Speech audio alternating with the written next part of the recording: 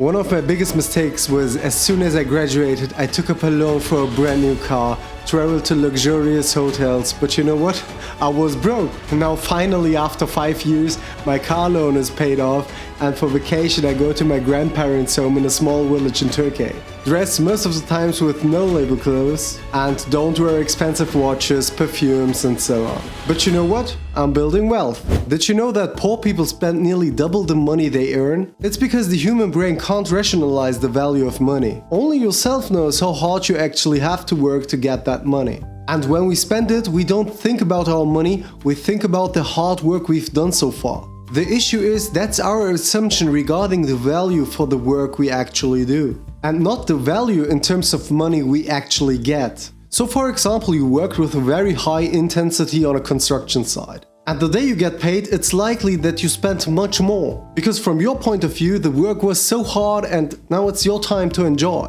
So the first tip is how to act poor and actually build wealth is to get your feeling about money back. Think about your own life. You start working at a job and make your first decent income. Obviously you start spending money on the things you enjoy. A pair of brand new sneakers for $120 doesn't sound too much, right? But if you break it down to a month, it's actually $10 per month that you have to pay just for a sneaker for the whole year. And on top of these one-time purchases, there are recurring purchases as well, such as Netflix, Amazon Prime and so on. That's when I realized the importance of budgeting when it comes to financial success. No one will run out of clothes if they stop buying it for a few months. I used to wear a lot of these polo shirts that I have on at the moment for around $100 each. Matter of fact, I'm just wearing these when I'm shooting a brand new video or when I'm attending an important business meeting or something like that. Usually I wear t-shirts that cost around $5 each. The second tip I have to act poor and build wealth is to free your mind from social recognition. Or we can also say social competition. Do you also know those co-workers bragging about their personal life, about their new watches, about their new outfit, about their new everything? Back in the day, I subconsciously tried to compete with my assets, with my car, and with everything I've got to show off. But here's the truth, no one talks about their problems, their fears, their depression. Matter of fact, in anonymous surveys, 74% of respondents reported a bad mental health at work. It's because no one admits flaws, everyone tries to sell a polished picture of their life.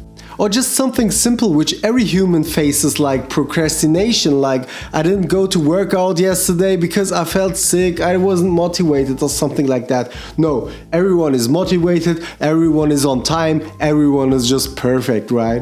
I was the same way, but as of today I couldn't care less. You have to free your mind from social recognition, because the opinion of others literally has no impact on your life. The third tip I've got is let poverty be your teacher. Earning money comes with a certain amount of comfort. The illusion of job security and a slightly positive cash balance can make you think that you have credit to consume. You being in this comfort zone can make decisions which hurts your way to financial freedom. There is an old saying that goes, the day you are poor, you will understand the true value of money. Instead of physically being in that situation, I decided to push myself mentally in that state of mind. By acting like you have limited resources, you start forcing your brain to think differently. So let's say I make around 5k a month. But in my mind I convince myself that I make only 3k. The other 2k I put aside and forget about it. When 3k is the only option you can work with, you'll definitely find a way to deal with it. The fourth tip is don't tell anything to anyone.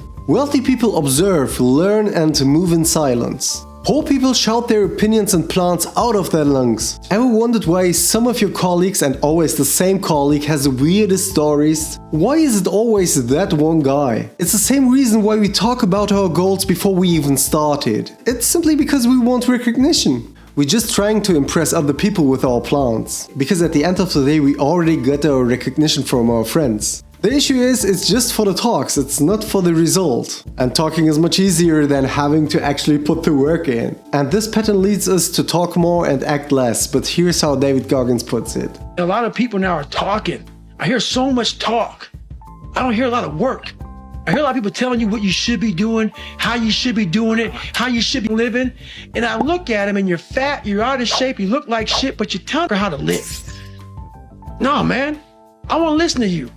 The fifth tip is to enjoy simplicity. As being someone who never used to be appreciative, happy in any shape, way or form, I really learned to find happiness in simple things. Because back in the day I was like, I got myself the newest phone, a short-term hormone rush, and then back to normal. Sometimes I even felt guilt after making those kind of purchases. I couldn't enjoy the moment. So it's like visualizing two voices. One is sitting on your right shoulder and the other one on the left. The one on the right wants always endorphins, pushing you forward. It just wants more action. The one on the left is more silent and chill and seeks some peace. The issue is that the voice on the right side is often so loud and so annoying that we tend to follow it. But deep down everyone knows that the true source of happiness is the voice on the left-hand side. The sixth tip I have is to detox yourself from the social media influence. Social media programs us and makes us believe that success is about cars, fancy clothes and expensive vacations. Because that's what influencers are showing us. But the really wealthy people aren't like that. These people often have a fat belly, take unfancy vacations and their unfancy cars. These are the ones paying off debt as fast as possible, invest in the stock market, build some real estate for themselves, and just expand their knowledge by investing in themselves. If you would have given yourself a grade based on your financial education, which grade would you give yourself? And then ask yourself, why don't you find a way to change this and expand your knowledge on financial education? The seventh tip is to fix things yourself. Are you also like the old me, just throwing away stuff when it has a slight damage? Take printers for example. I used to replace them nearly every 2 years. But once I found out that many companies have been accused of manipulating their life cycles, I got hooked. So basically what they did was they programmed some software in the printers that every 2 years they stopped working, although they were completely fine. I looked for different YouTube tutorials and usually it was a thing around 10 to 15 minutes to repair the printer. And this can on the one hand help you to save some money, and on the other hand it gives you confidence that you are able to fix things yourself. And this is how hobbies are created, businesses are started and success is made. Find the thing that you need to solve, get good at it, and then walk down that path. Tip number 8 is be nice to everyone, avoid the boy band effect. Did you ever ask yourself the question, why are poor people often kinder than rich people? Because research shows that poor people are actually more dependent on others. So they are more sensitive towards their social environment. They understand that kindness can create bonds, and when you join sources, you simply are stronger. As people earn more money, this mindset often fades, because you think, oh, I don't need this guy anymore, or like, I always hated that other guy. So the more you make money, you start feeling more independent and try to avoid your old circle, because you think like, they keep me down. Sometimes people that had recent success with a business partner or something like that want also prove that they can do it also alone. And oftentimes this leads to a harsh reality check. It's like the best boy bands and girl bands from the past. Think of them. Most of them broke up to pursue their own dreams and many of them failed. And to avoid this boy band effect, be kind to everyone. The waiter who serves you, the cleaner who works late at your office. This builds meaningful connections and help you stay grounded. And it also helps when you try to network with other people. You don't come over as needy or desperate because you are more natural now. So just be yourself, be nice and keep moving forward. Let me know in the comments down below, what's your primary reason to become wealthy? Like this video and subscribe for more if you're interested. Stay tuned. See you in the next one. Bye.